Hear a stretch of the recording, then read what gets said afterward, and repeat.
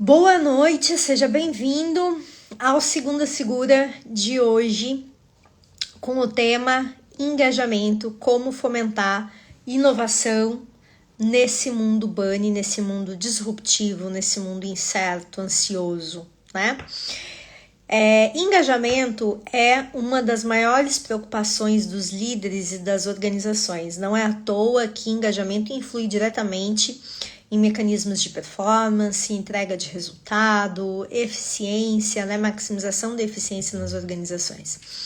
E quando a gente pensa nesse número, nesse nome, né, engajamento, isso fica mais preocupante ainda quando a gente olha pesquisas da Gallup que falam que 80% dos colaboradores no mundo estão desengajados. Isso, de fato, é um problema e por isso é importante a gente falar a respeito disso.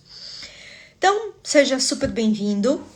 Aproveita, se é a primeira vez que você está aqui no Segunda Segura de hoje, com o tema engajamento, aproveita, clica no aviãozinho, compartilha, chama os seus amigos que também exercem a liderança, que precisam conhecer e saber um pouco mais sobre esse assunto. E não esquece de deixar a sua opinião aí, né, sobre esse assunto aqui ao longo dos comentários à medida que a gente vai conversando. E se você ainda não faz parte do grupo VIP, onde eu dissemino conteúdo exclusivo sobre segurança psicológica na liderança, depois da live, ou se você assistir a gravação, já clica no link da bio e entra lá no grupo VIP. Lá tem cases que eu coloco toda semana, ferramentas, artigos inéditos que não estão aqui no meu Instagram sobre segurança psicológica na liderança. Então, se esse é um tema que te interessa, corre lá para o grupo VIP, certo? Bom, gente, quando a gente fala vamos falar sobre o assunto aqui. Já abri aqui a minha pauta para a gente conversar. Bom, o primeiro ponto que eu acho que a gente precisa trazer é que, sim, precisamos cada vez mais trazer essa pauta sobre engajamento, não sobre a perspectiva de, eu vou aqui dar uma palestrinha para minha equipe, eu vou fazer uma ação específica, pontual, porque isso causa, inclusive, desengajamento, como a gente vai ver ao longo da nossa conversa, mas a gente olhar e entender que se a Gallup tem uma pesquisa que mostra que 85% dos trabalhadores no mundo estão desengajados, existe uma grande chance na sua equipe ter essas pessoas, na sua organização ter essas pessoas desengajadas. E a gente precisa entender efetivamente o que causa esse desengajamento. Mas para a gente entender o que causa desengajamento, é importante a gente entender o que é esse tal de engajamento a qual a gente busca e que se confunde com uma série de outras palavras, como eu vejo muita gente falando sobre motivação, né? Confundindo engajamento com motivação, né? E a gente está falando de algo totalmente diferente, né? Então as pessoas confundem engajamento com motivação, engajamento com comprometimento, engajamento com nível de confiança, enfim, são coisas totalmente diferentes quando a gente está falando sobre esse assunto, né? Então, importante primeiro, saber o que não é, certo? Então, quando a gente fala de motivação, a gente está falando uma energia psíquica que nos move numa direção, né? Então, é uma coisa totalmente diferente. Quando a gente está falando de engajamento, a gente está falando de alinhamento, né? Mas quando que nós temos engajamento? Então, vamos lá, né? Quando que a gente tem engajamento? Então, primeiro que o engajamento, ele surge de uma tensão. Não existe engajamento sem tensões, né? Ele vem das tensões. Então, as tensões no dia a dia, né, que nós temos. E o que é uma tensão? Quando a gente começa a olhar para isso, a gente entende que tensão é a lacuna entre o que eu tenho agora e o que eu quero ter. Então, é uma lacuna entre o aqui e o futuro, certo? Entre o agora e o futuro. Isso é uma tensão.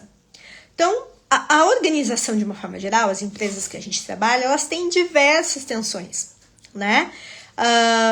Muitas tensões que fazem com que a gente se engaje em um objetivo, em um propósito, né? Um objetivo que pode ser específico aqui do meu setor, do meu trabalho, que está alinhado a um propósito maior, que é o propósito da organização.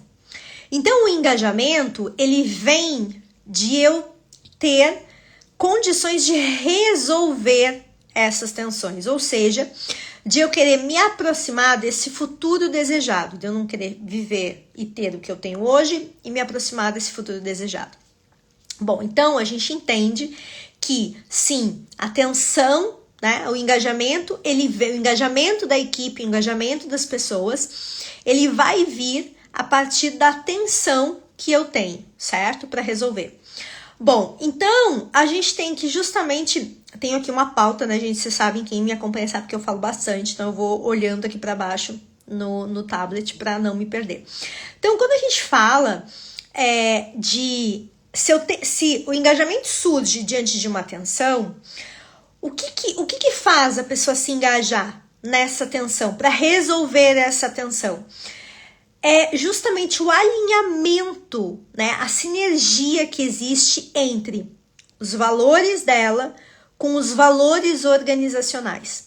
Quando existe esse alinhamento entre valores pessoais e organizacionais, eu tenho a tendência a ter maior engajamento ou menor engajamento, certo? E aí eu vou, sim, resolver mais as tensões que vão ocorrer no meu dia a dia. Bom, quando que surge o desengajamento que a gente está falando?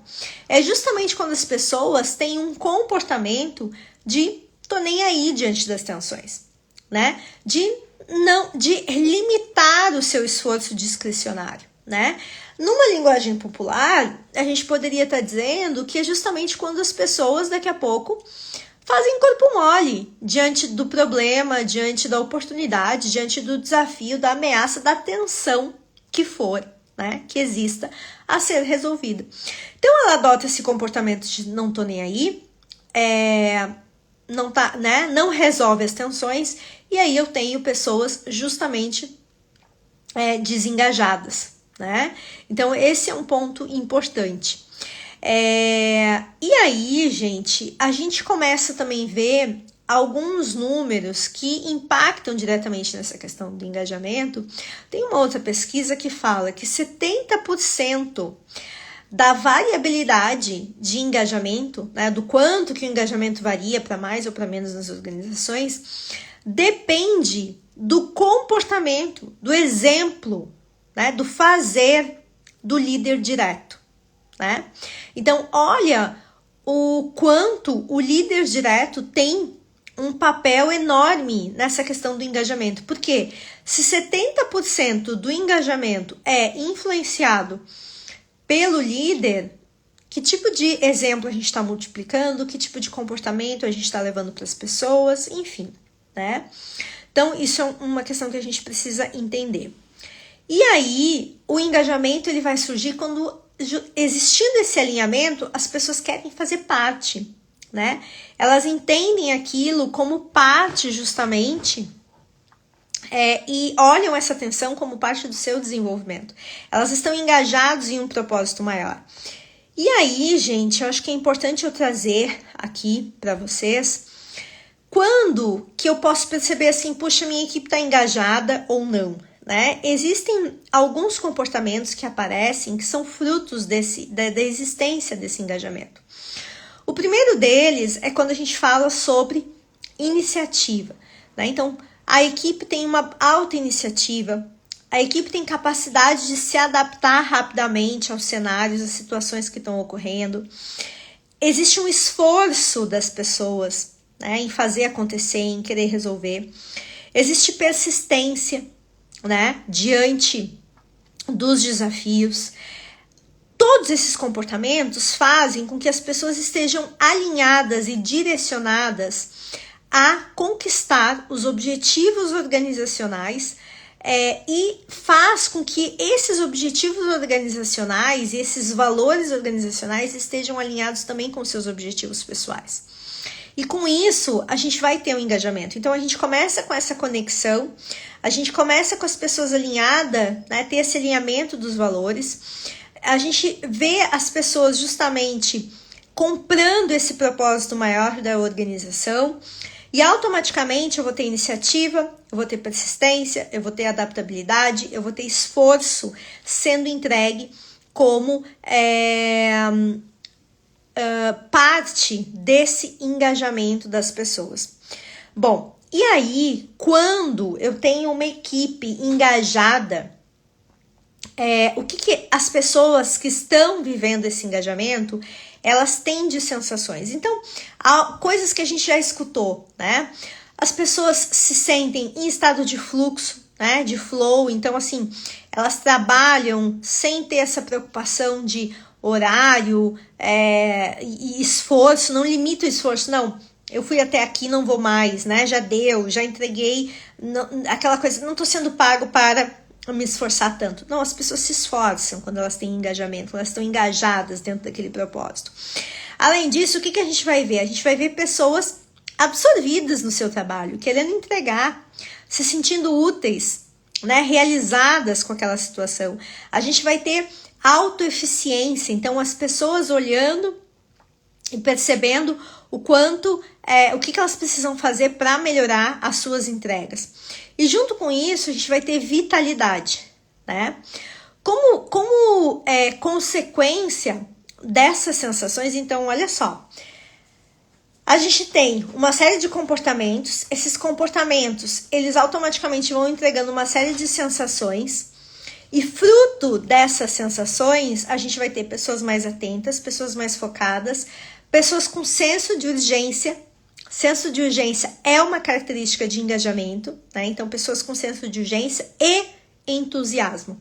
Então, olha o poder que equipes engajadas trazem. E por que quando a gente fala sobre engajamento, a gente está falando da influência dele para a performance e para o resultado. Não existe entrega de resultado, desempenho sem engajamento da equipe, né? Por quê, gente? Porque automaticamente quando eu estou engajado, eu não controlo o meu esforço discricionário. O que é o esforço discricionário? O esforço discricionário é o quanto a pessoa se engaja nas suas tarefas e entrega mais do que está sendo solicitado. E aí eu pergunto para vocês, que organização e que líder, diante dos desafios existentes de hoje, não precisa que a sua equipe, que os seus liderados entreguem mais do que está sendo solicitado? Que empresa e que líder não precisa que a sua equipe vá além do que está escrito, do que está sendo demandado? Todos nós precisamos, né, gente? Todos nós. E isso, esse esforço, esse hábito de ir além, se chama esforço discricionário. Quando nós temos engajamento, a gente tem o quê? Sobra esforço discricionário. Porque eu tenho pessoas alinhadas, eu tenho pessoas que compram esse propósito maior, essa visão maior, estão alinhadas com os objetivos organizacionais, utilizam esses objetivos e valores organizacionais alinhados com os seus pessoais, né? Então eu vou ter mais esforço discricionário, ou seja, então a pessoa ela não vai poupar esforço, ela não vai poupar dedicação e nem atenção, ela vai entregar o que é necessário entregar quando ela tem esse esforço discricionário vindo do engajamento, né? E aí a gente entra num ponto que é o que as pessoas precisam para se engajar, né? E aqui eu separei 4 pontos que é abordado inclusive em um livro que eu super recomendo para vocês, que é Muito Além do Comprometimento. Eu agora não me lembro quais são os autores, e eles falam, né, justamente quais são os 4 aspectos que levam as pessoas a se engajar. O primeiro deles é capacidade pessoal para se engajar, certo?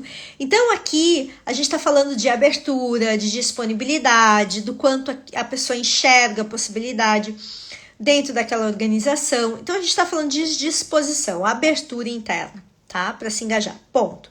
Partimos do pressuposto de que sim, a pessoa tem, a gente entra num segundo ponto que é razão para a pessoa se engajar. A razão para a pessoa se engajar é o quanto esse trabalho tem oportunidades, o quanto ela vislumbra oportunidades com esse trabalho, o quanto ele é significativo para essa pessoa, o quanto ele está conectado com os seus objetivos, o quanto ele é desafiador, né? Então isso é um outro ponto importante. Então o quanto é desafiador, sim, a pessoa estar naquele trabalho. Então, razões para ela se engajar é o quanto ela consegue responder essas perguntas.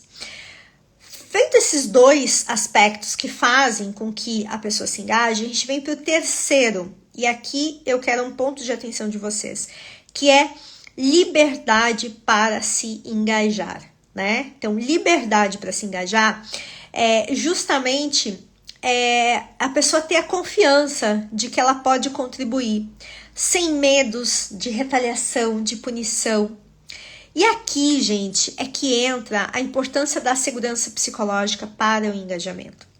Enquanto muitas vezes a gente escuta, lê uma série de coisas aí que tem no Google de como engajar, né? Ouve essa miscelânea, né, de conceitos que confundem engajamento com nível de comprometimento, com motivação, enfim, e que, como faz essa confusão, utilizam como solução para engajamento uma palestra, uma ação específica, que no final das contas só desengajam, que no final das contas faz com que o colaborador olhe isso como uma atividade oportunista da organização ou até mesmo do líder, né? Como se fosse assim, tá aqui botando um pouquinho mais de energia, me abastecendo o meu combustível de motivação, porque quer que eu entregue resultado, né? Mas o efeito prático disso é muito pequeno. Então, quando a gente entra na liberdade para se engajar, a gente está falando diretamente de segurança psicológica. Por quê? Porque as pessoas, elas só vão se engajar, primeiro, né? Elas só vão se engajar quando elas têm liberdade para contribuir, que é o terceiro estágio da segurança psicológica. Eu vou ter liberdade, criatividade, capacidade criativa para poder contribuir com essa organização e me engajar na tarefa, no processo e me responsabilizar pelos resultados quando eu tenho segurança para contribuir, né? E a segurança para contribuir, gente, não é um direito natural, né? Quando a gente fala em segurança psicológica, a gente olha o primeiro estágio, segurança da inclusão, a gente deveria incluir as pessoas simplesmente porque elas são humanas e por causa que elas têm sangue, ponto, nenhum pré-requisito existente. O segundo estágio da segurança psicológica, a gente está falando de segurança para aprender, e é o envolvimento das pessoas, é dado o direito delas aprenderem para desenvolver o seu trabalho com máxima eficiência e desempenho. Então, eu envolver elas nas etapas de aprendizagem, nas tarefas, nos processos, para que a gente possa e consiga passar para o terceiro estágio, que tem a ver com segurança para contribuir, né? Então, a pessoa demonstra que ela tem desempenho, que ela está entregando resultado, que ela se responsabiliza pelo resultado, ela mostra sua competência a partir das entregas e automaticamente você, como líder, consegue gerenciar o risco e vai dando autonomia, vai concedendo autonomia para que essa pessoa possa se apropriar cada vez mais dos processos, cada vez mais das entregas, e com isso ela vai se sentindo cada vez mais útil, com isso ela vai vendo o fruto do seu trabalho, ela vai tendo, né, aquilo que a gente falou, autoeficiência, vitalidade, entrando em fluxo, vai sendo absorvido pelas entregas, porque vai vendo as coisas acontecer, vai vendo o quanto o seu trabalho, né, o resultado do seu trabalho conecta com os objetivos organizacionais, com aquele propósito a qual ela está vivendo, e vê tudo isso muito alinhado consigo mesmo, né? E automaticamente ela passa a ter mais iniciativa, mais capacidade de adaptabilidade, mais esforço, mais persistência, fruto dessa segurança para contribuir. E o que aumenta, gente? Aumenta esforço discricionário, né? Que é justamente o entregar algo a mais. Então, quando a gente está falando de engajamento, é muito mais efetivo a gente olhar para a segurança psicológica, olhar o quanto essa equipe, o quanto esses liderados têm segurança para contribuir e trabalhar, fazer um trabalho forte de segurança psicológica, porque aí eu vou ter uma influência direta no nível de engajamento da equipe. Lembrem do dado que eu trouxe lá no início, 70% da variabilidade de engajamento está diretamente ligada ao comportamento do líder imediato. Então, se esse líder tem na sua base da liderança segurança psicológica, ele consegue gerar esse engajamento com a sua equipe de uma forma muito natural, né? Ele consegue cumprir isso. Terceiro ponto aqui, né, para a gente ter engajamento. Então, a gente está falando de abertura, né, a pessoa, disponibilidade para se engajar. A gente falou em razão para se engajar, que tem a ver com o trabalho, ela enxergar o esforço. A gente falou de liberdade para se engajar, que aí entra a segurança psicológica. E o último ponto é percepção de que vale a pena, né? Vale a pena eu me engajar. Ou seja, a percepção entre o que ela faz e gera resultados, né? Aquilo que ela faz e gera resultados e gera benefícios, né? O quanto aquilo que ela faz, o quanto aquilo que ela gera resultados traz benefícios para a organização, né? Então ela vê que sim, ela vê o resultado do seu trabalho, ela vê como que o resultado daquele trabalho impacta num projeto específico, num resultado final, nos seus KPIs, né, nos seus indicadores, inclusive, de área. Então, ela tem justamente essa questão de percepção de que vale a pena, tá valendo a pena. Ela vê o resultado do seu trabalho, gente. E o que causa desengajamento? Então, a gente falou assim, o que causa engajamento, mas, efetivamente, o que causa desengajamento? Tem algo? Tem. Estresse e sobrecarga. Né? Então, hoje, diversas pesquisas mostram o efeito nocivo que ambientes tóxicos, ambientes com estresse debilitante, ambientes com uma sobrecarga muito grande trazem para o engajamento. Então, cada vez mais é importante, quando a gente olha para essas métricas que conectam diretamente com o resultado, como, por exemplo, engajamento, que é algo extremamente humano, extremamente comportamental, né? A gente olhar não sobre o viés de uma ação paliativa, de uma ação específica e momentânea, mas cada vez mais a gente olhar justamente para essa questão do engajamento como um processo cultural e um processo que precisa estar alicerçado em segurança psicológica para que a gente tenha um engajamento verdadeiro, né? Então, o que é o engajamento verdadeiro? Eu até separei aqui para vocês que é um lugar, né? Esse engajamento verdadeiro é um lugar onde existe a conexão com os objetivos organizacionais e com isso a gente tem pessoas conectadas e alinhadas a um propósito maior. Diante disso, eu tenho um engajamento verdadeiro. Né?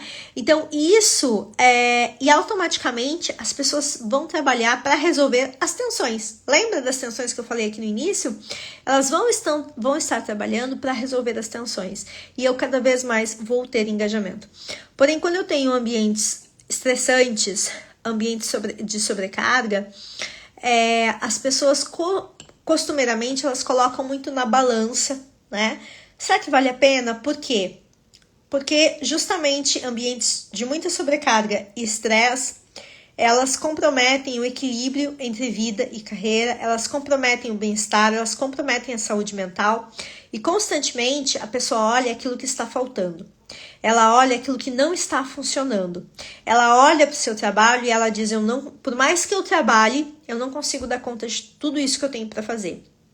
E isso vai nutrindo nela um senso de que não adianta eu me esforçar mais, porque vira o dia, eu sempre tenho muitas coisas, porque a sobrecarga é muito grande, né? Então isso vai limitando a ela o esforço discricionário, né?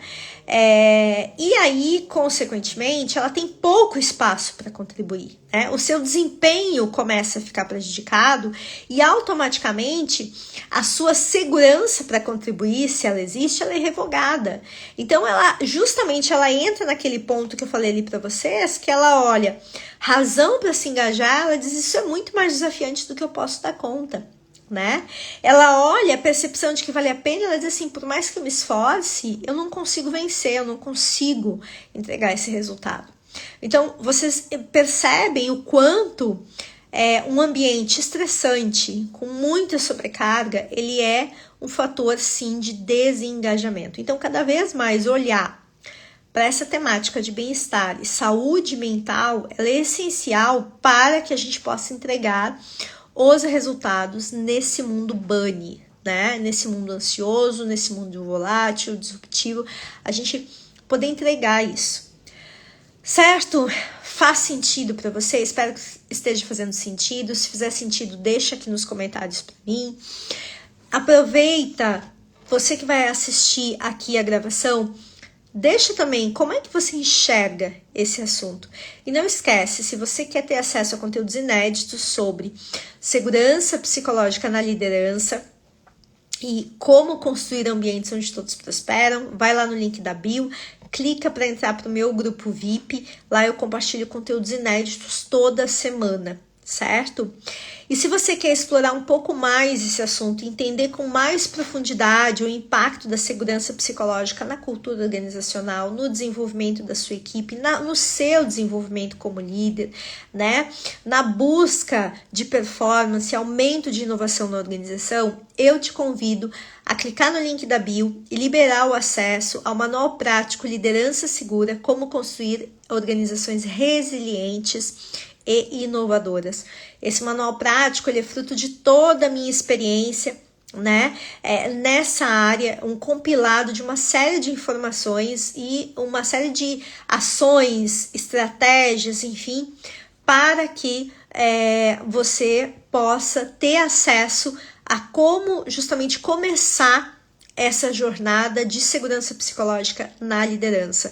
É como eu sempre digo, segurança psicológica não é um estilo, você não vai mudar o seu estilo de liderança, você vai ter no seu estilo de liderança uma base sólida de segurança psicológica, porque segurança psicológica é o terreno fértil onde as soluções que a gente precisa nesse mundo moderno possam florescer. É um lugar onde a gente pode construir ambientes onde todos prosperam, né? Ambientes com inovação, ambientes com leveza e ambientes produtivos. Então fica aí o meu convite, clica ali no link da bio, tá bom? E eu te espero semana que vem no Segunda Segura para a gente continuar falando sobre temáticas relacionadas à segurança psicológica na liderança. Se você quiser deixar a sua sugestão aqui sobre algum tema, deixa aqui nos comentários também, tá bom? Boa semana para vocês, um grande beijo, até segunda que vem, tchau, tchau!